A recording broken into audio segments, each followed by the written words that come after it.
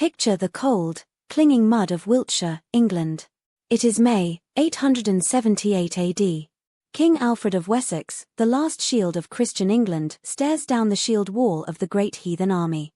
In our world, Alfred wins this day at the Battle of Edington. He saves his kingdom, unites England, and confines the Vikings to the north.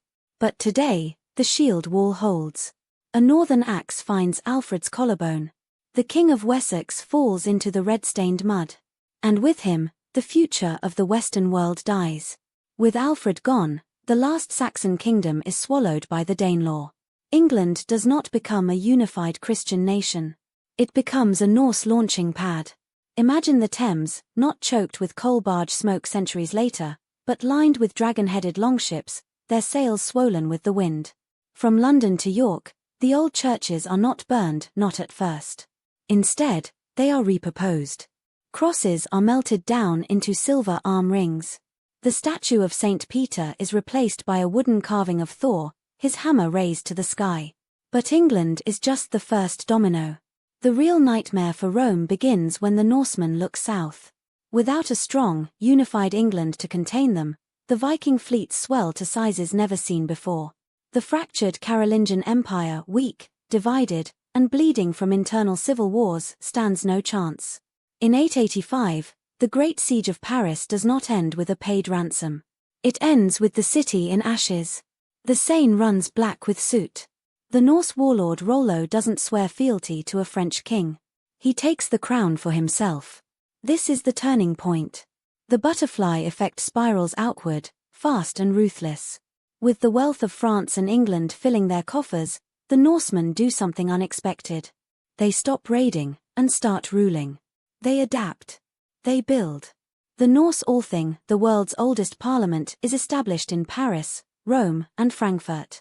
But this is not a gentle empire. It is a meritocracy forged in steel. And then comes the spiritual earthquake. In our history, the Vikings eventually converted to Christianity. But in this timeline, the sheer political and military dominance of the Norse makes Christianity look weak. Why pray to a crucified God when the worshippers of Odin are ruling from York to the Mediterranean? A massive cultural synthesis begins. The old gods do not die. They evolve. Imagine walking into a grand cathedral in Paris in the year 1000. It is built with Roman stone and high, vaulted ceilings, but the stained glass does not show the Virgin Mary. It depicts the Valkyries, wings spun of gold and lead, guiding fallen warriors to the halls of Valhalla. Rune stones line the Appian Way in Italy, marking the graves of Norse chieftains who died of old age in their southern villas. By the 11th century, the Mediterranean is a Norse lake. In the east, the Varangian Guard does not just protect the Byzantine emperor in Constantinople, they overthrow him. A Norse dynasty takes the throne of the Caesars.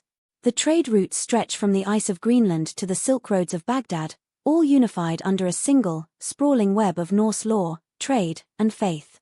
Think about how this reshapes the human mind. The concept of original sin? Gone. The fear of hellfire? Replaced by the dread of a straw death, dying of old age in a bed, rather than in battle. Science and exploration are not stifled by religious dogmatism, instead, they are driven by a restless, seafaring curiosity. The Americas, discovered by Norse sails centuries before Columbus, are not conquered in the name of a distant pope, but settled as new trading outposts of a global Norse network. We would live in a world where the days of the week, Wednesday for Odin, Thursday for Thor, Friday for Freya, are not just linguistic relics, but holy days. A world where the Industrial Revolution might have started early, born from the Norse obsession with metallurgy, shipbuilding, and practical engineering. A world of iron, wind, and sky. But every empire has its twilight. In the Norse faith, the end of the world is not a quiet judgment day.